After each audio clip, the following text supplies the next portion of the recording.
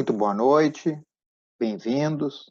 Vamos dar início, então, a mais um capítulo dessa nossa longa atividade de palestras doutrinárias à distância, esperando que a espiritualidade, o mais rápido possível, possa nos devolver a nossa relativa normalidade.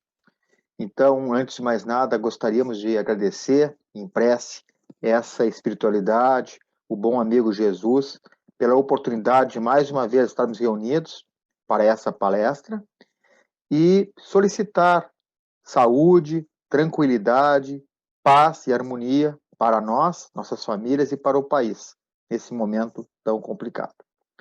Então, agradecendo essa inspiração, vamos dar início à palestra doutrinária de hoje, que terá como tema a evolução do princípio inteligente. Então, nós sabemos que existe uma tríade. Em primeiro lugar, a consciência cósmica suprema, Deus, que criou o princípio inteligente e o princípio material. Está colocado no Livro dos Espíritos que os espíritos foram criados simples e ignorantes e que seu desenvolvimento provém aí de uma evolução, de uma crisálida até o momento da individualização do espírito nessa fase hominal, nessa fase que ora estamos situados. Tá? Então, como é que isso se pode entender? Se diz, é um dito bastante frequente dentro da doutrina, que o espírito dormita no mineral, desperta no vegetal, se agita no animal, raciocina no homem rumo à angelitude.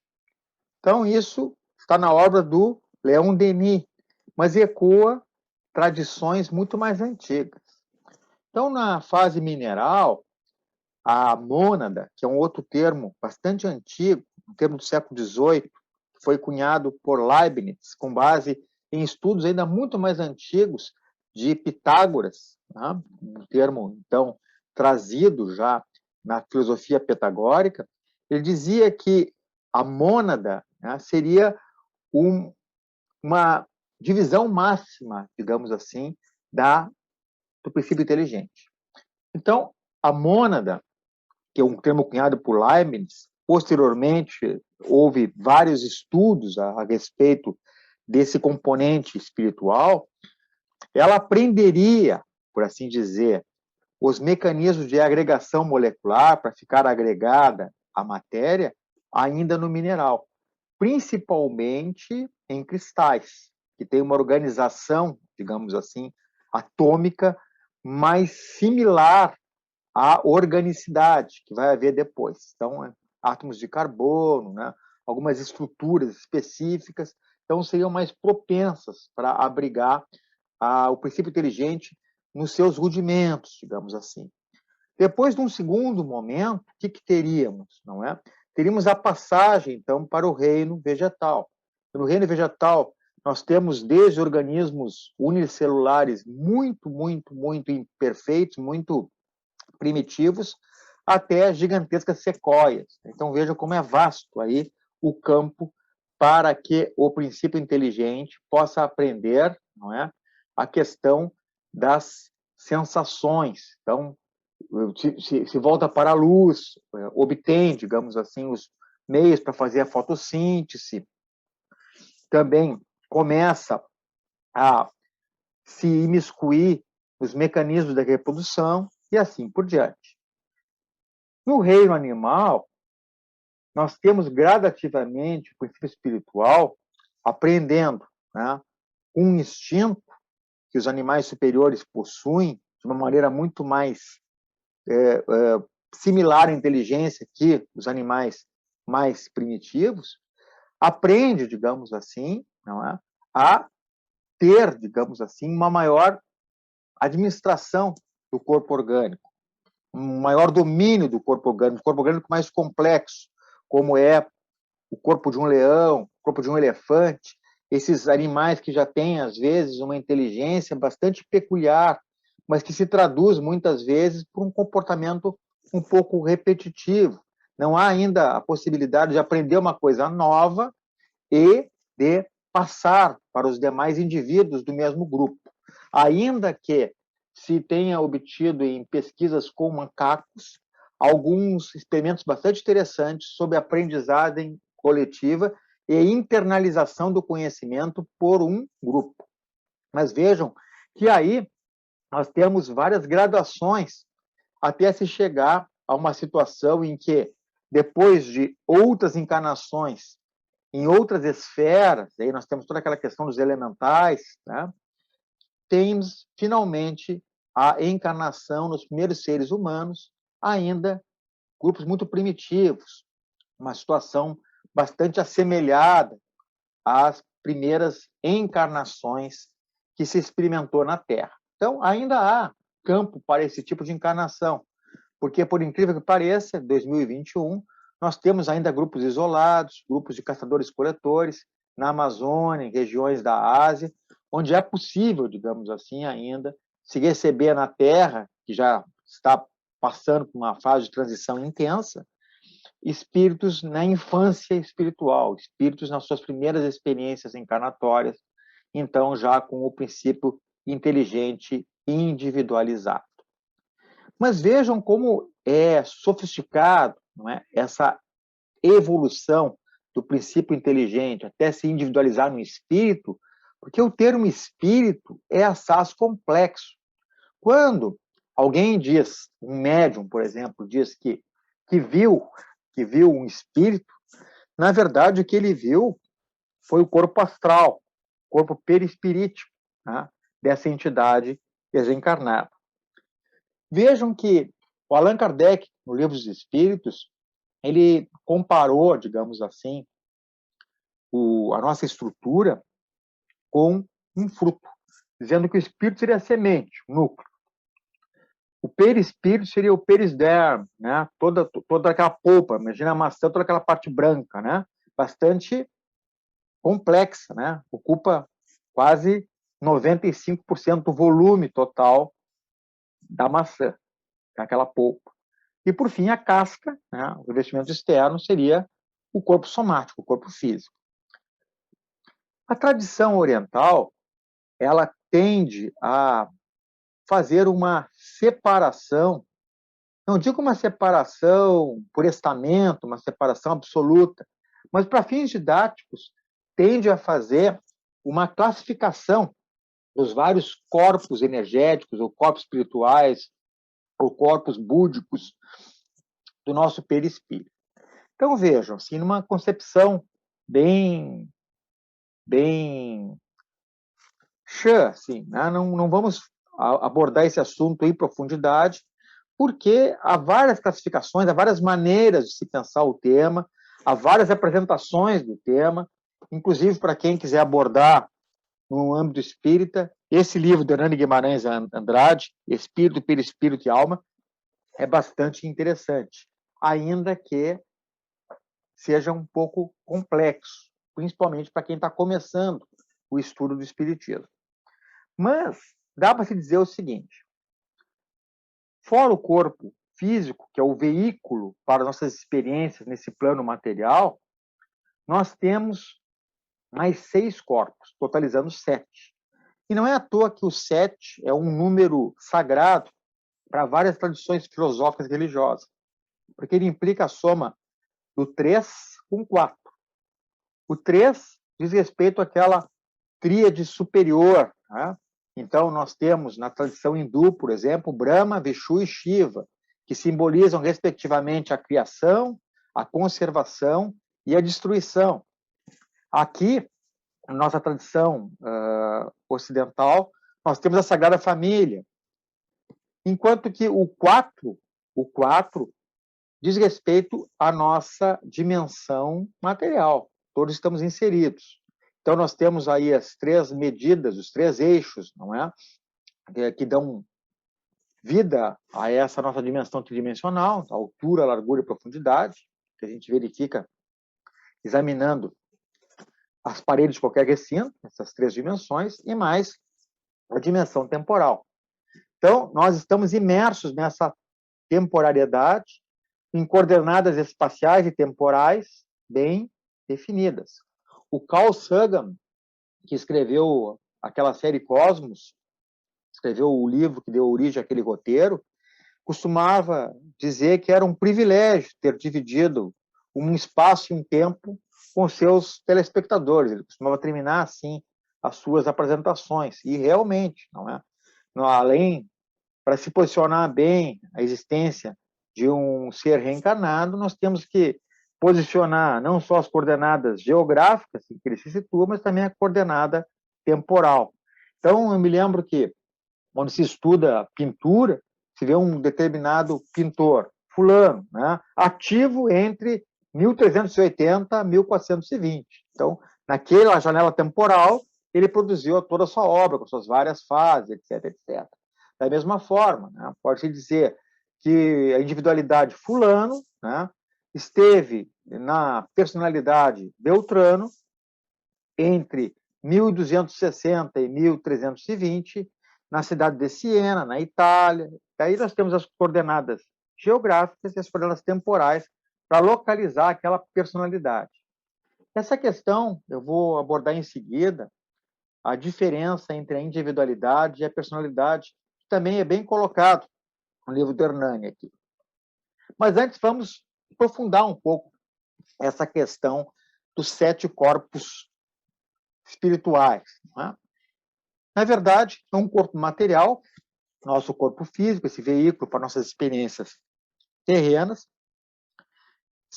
seguido do chamado duplo etéreo, ou, para alguns, a aura, ou ainda o prana dos hindus, que seria uma camada energética bastante fina, uma espécie de uma cola que adere ao nosso corpo e tende a seguir a sua formatação. Daí o termo duplo etéreo, porque é uma projeção, digamos assim, do corpo, né, com seus contornos bem definidos. E é um campo energético. Esse campo energético, o duplo etéreo, é uma emanação do princípio vital, que nos vitaliza. É a força motriz indispensável para a manutenção do nosso corpo físico, como se fosse uma bateria. Então, quando a pessoa já está com muita idade, não é? Parece que a bateria vai enfraquecendo. Quando a pessoa está com uma doença grave, essa bateria também parece enfraquecer. E se ela não é revitalizada, se ela não recebe uma carga, a pessoa acaba falecendo justamente por um déficit energético. Então, essa bateria, né, esse campo energético é indispensável para que possamos atuar em meio a essa matéria densa. E o prana, essa energia vital, penetra o corpo através dos rodopiantes vórtex de energia, que a tradição oriental chama de chakras, se bem que já é um termo bem conhecido dos espíritas, se fala bastante sobre chakras. Então, o duplo etéreo atua como uma espécie de uma cola energética que adere ao nosso corpo, que é permeável e permite a integração da energia entre, né, o corpo astral e o corpo somático. Aí, nós temos que falar sobre o corpo astral. O corpo astral, muitas vezes, não é, se confunde com o próprio perispírito. Aí é uma dificuldade da terminologia, né? Porque a gente pega lá, né, as concepções do Oriente, existe uma terminologia que foi trazida a partir da tradução das obras hindus e budistas.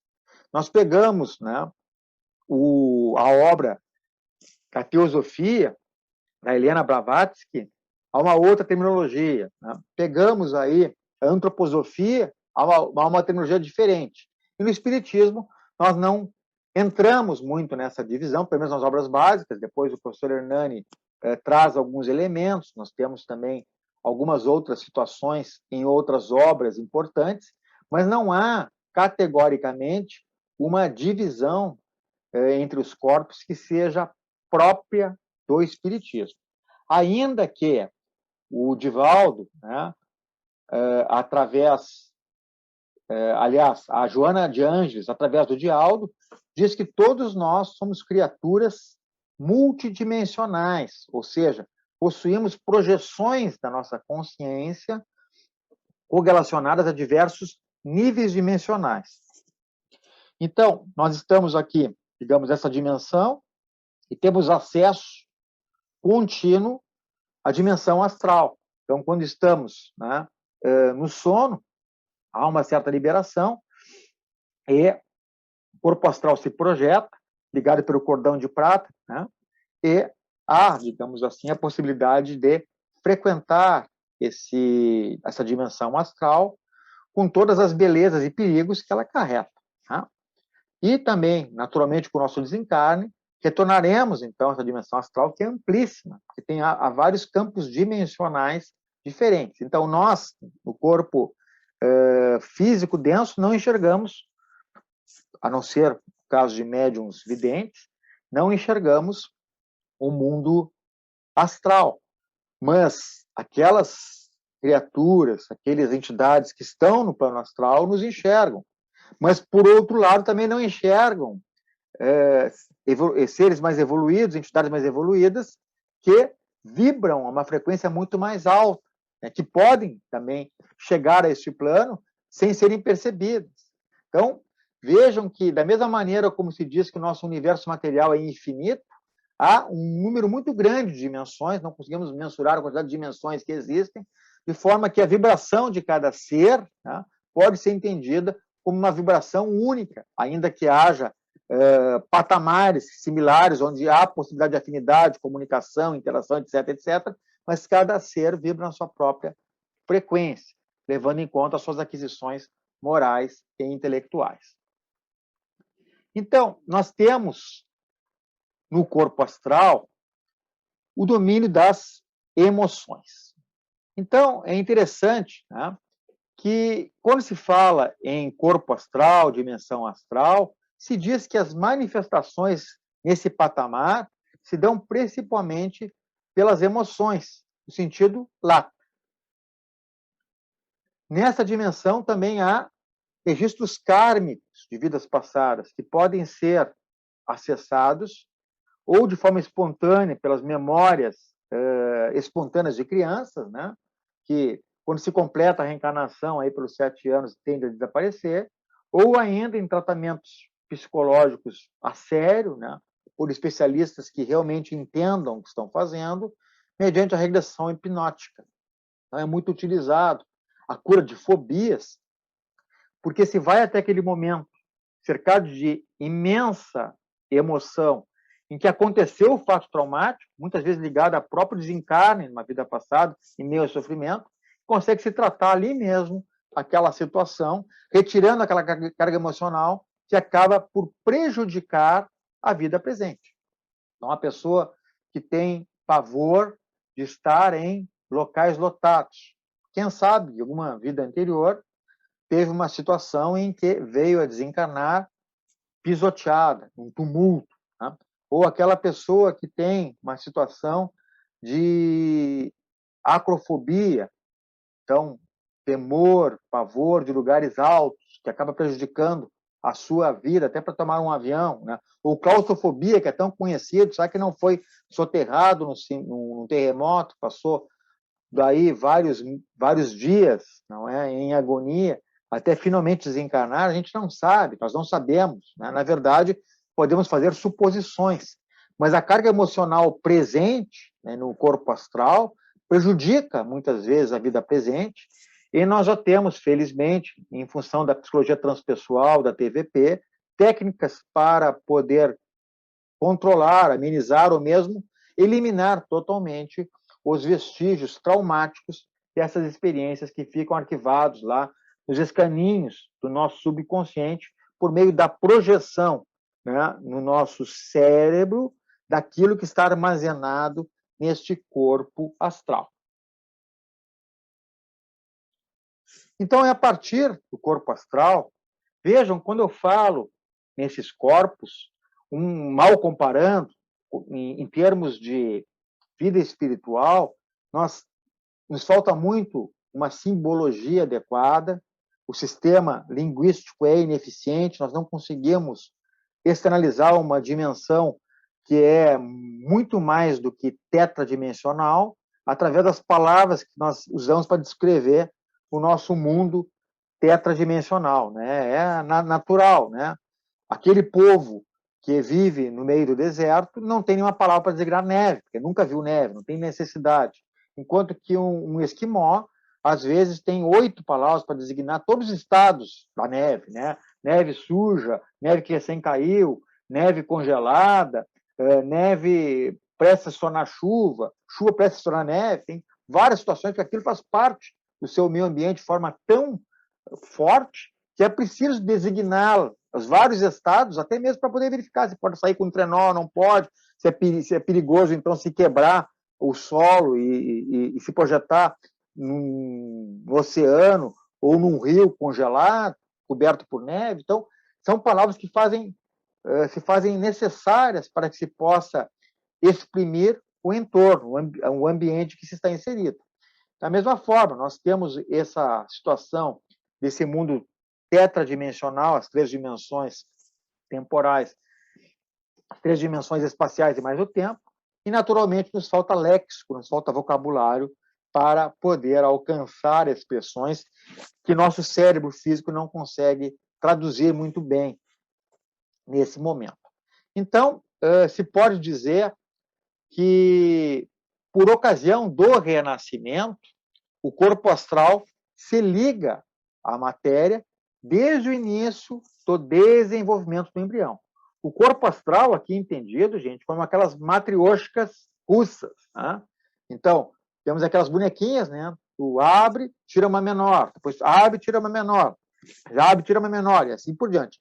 Mal comparando, né, com as limitações da linguagem que nós temos, seria mais ou menos a conformação deste nossos corpos espirituais. Não é que um está dentro do outro, né? Eles estão correlacionados, né, através de frequências que se interligam, que estão associadas a um centro, digamos assim, né? Então, mal comparando, quando eu falo no corpo astral, eu estou falando sobre os demais corpos que o compõem, né? Que são que estão inseridos, que estão interpenetrados ali. Então, quando eu falo em corpo astral, estou falando em corpo mental inferior, corpo mental superior, corpo búdico e corpo átmico. Então, já falaremos sobre esses outros corpos aqui. Então, além, né, do corpo astral, nós temos o corpo mental inferior, que administra as percepções sensoriais mais simples e é responsável pela microgestão do pensamento, a microgestão do cotidiano, através de ideias simples, através de formulações de ideias simples. Então, eu preciso entrar no meu carro, então tenho que pegar a chave, abrir a chave, entrar, ligar, né, o processo de dirigir o carro, tudo isso está no meu mental inferior. Está ligado, como se costuma dizer, à microgestão do cotidiano, aquilo que eu faço rotineiramente, né, mas que necessita do comando cerebral. Então, através do mental inferior, né, se chega até o cérebro e se mentaliza aquela situação que precisa ser feita para que se obtenha um resultado. Então, é a vontade atuando para que se obtenha um resultado. E aí, esses 4 elementos, né, o corpo físico, o corpo energético, duplo etéreo, o corpo astral e o corpo mental inferior, estão ligados à ideia da personalidade.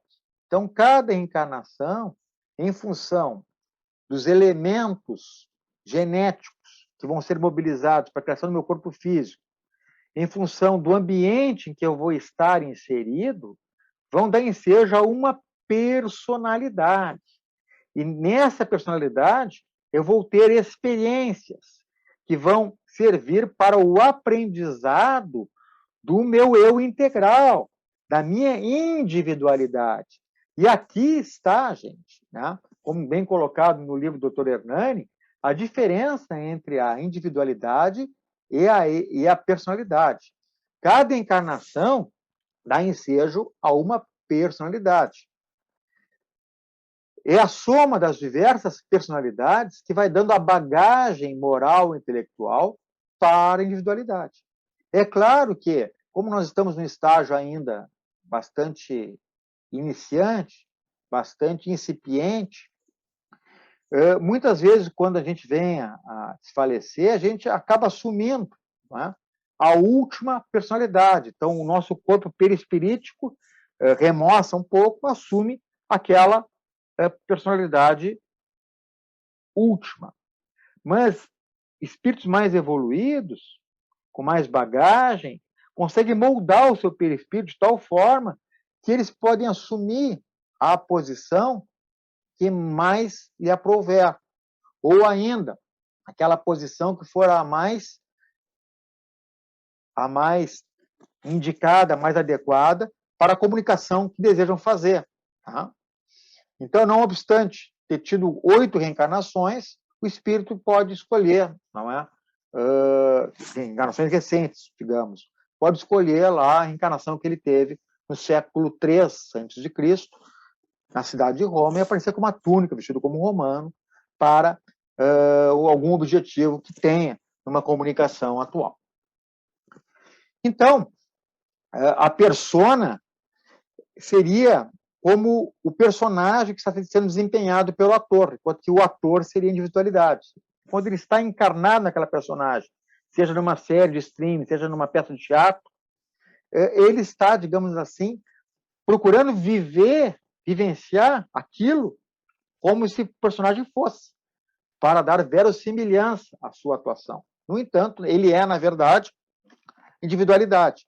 Ele pode, ao longo da sua vida profissional, desempenhar mais de 80 personalidades diferentes. Mas tudo aquilo vai lhe acrescer em conhecimento, em insights, em epifanias, mas ele não vai deixar de ser aquela individualidade única que será beneficiada por toda aquela aprendizagem propiciada pelos papéis que ele desempenhou ao longo de sua vida profissional. Depois, gente, né, se costuma dizer que esses 4 corpos formariam o quaternário inferior, que são encimados pela tríade superior. A tríade superior, então, é formada pelo mental superior. Então, é o mental superior o responsável pelas grandes ideias, as grandes avaliações de vida, né? Aquelas decisões estratégicas que têm que ser tomadas, não a microgestão do dia a dia, mas o grande direcionamento, né? Digamos assim, que seria a edificação da vontade. Schopenhauer dizia que o que reencarna é a vontade. Pouca gente entendeu isso. Depois de bastante estudar, eu acho que eu procurei compreender o que ele dizia. Que, na verdade, quando se reencarna, o que nós temos? Tá? Nós temos o pensamento. E o pensamento exterioriza um impulso, um desejo, uma vontade, uma decisão firme numa determinada direção, num determinado sentido. E essa decisão, nesse sentido, que irá movimentar todos os outros corpos, né, inferiores naquela direção desejada pelo espírito. Também o mental superior é a fonte da inovação e das novas ideias. Por vezes, o mental superior intervém no funcionamento do mental inferior, mediante a elaboração de uma vontade mais elaborada, mais refletida. Então, tu está pensando, daí tu tem uma outra coisa assim, não, peraí, não pensa dessa maneira, não é certo tu estar direcionando a tua energia dessa maneira. Então, é uma espécie de um policiamento que é feito os teus planos mais elevados em relação à tua mente. Então, cura teus pensamentos. O que cura teus pensamentos? O mental superior. O mental superior cuida para que o corpo astral, com as emoções todas, né, o corpo mental inferior, não acabem somatizando situações, não acaba atraindo, digamos assim, um mau karma mediante a incumbação de um pensamento malévolo, de sentimento ruim. Então, é mental superior. E aí, existe muita divergência, né? Não sabemos até que ponto que é o mental superior ou o corpo búdico, que seria o espírito em si, que faz essa vigilância. Mas é na tríade superior que isso se opera. Também na tríade superior, no corpo mental superior, é que se opera a intuição, os insights, as epifanias, etc, etc. E aí nós chegamos aos últimos dois corpos, não é? O corpo búdico e o corpo áqumico, que são muito abstratos, que nós não conhecemos muita coisa, porque estão num plano de vibração, digamos assim, muito mais elevado, né? Então seriam como transformadores, né? A gente não tem acesso, digamos assim, à centelha divina que pulsa no interior de nós. Nós sabemos que existe. E seria essa centelha divina, na verdade, como um fio, né, que perpassa por várias individualidades, unindo-os a todos. Então, os orientais costumam dizer que, na verdade, há uma ilusão da separatividade. Mas, na verdade, nós estamos todos ligados por essa centelha divina, que, na verdade, é uma espécie de um fio cósmico resplandecente que nos une a todas as criaturas com o Criador. E essa é a razão pela qual Deus, Jesus dizia que o nosso Pai quer que todos nos tratemos como irmãos, que somos todos filhos, numa simbologia, numa linguagem bem adequada para aquela plateia de pastores, pescadores que o seguia. Então, essa a ideia da fraternidade, a ideia de reconhecer que, na verdade, eu não estou separado do outro. Quando eu faço mal ao outro, eu estou fazendo mal a mim mesmo. E nós, como uma humanidade, estamos destinados a evoluir coletivamente, e essa é uma das principais razões pela qual a solidariedade, a fraternidade e a caridade é uma imposição para o nosso crescimento espiritual. Certo, gente? Muito obrigado, então, pela atenção de vocês. Eu vou fazer, então, a prece de encerramento. Espiritualidade superior, com os amigos do plano espiritual, muito obrigado pela orientação, pela inspiração, pelas palavras que conseguimos proferir aqui, e procuraremos, né, sempre manter a consciência elevada, deixando sempre o nosso mental superior controlar alguns abusos, alguns excessos do mental superior e das más emoções que às vezes nos acometem, que sejam passageiras, que consigamos sempre refluí-las para que não se transformem em atos, ou pior, em hábitos. Porque é o pensamento que dá origem ao sentimento, que dá origem a uma ação, que dá origem a um hábito. E o hábito de um homem forma o seu caráter. E o caráter de um homem é o seu destino. Então, tenhamos um bom destino, tenhamos um caráter solidário, tenhamos sempre a ideia de que o outro é importante e essa busca da caridade, da fraternidade, do auxílio ao próximo. Que assim seja e muito obrigado pela atenção de vocês. Até logo.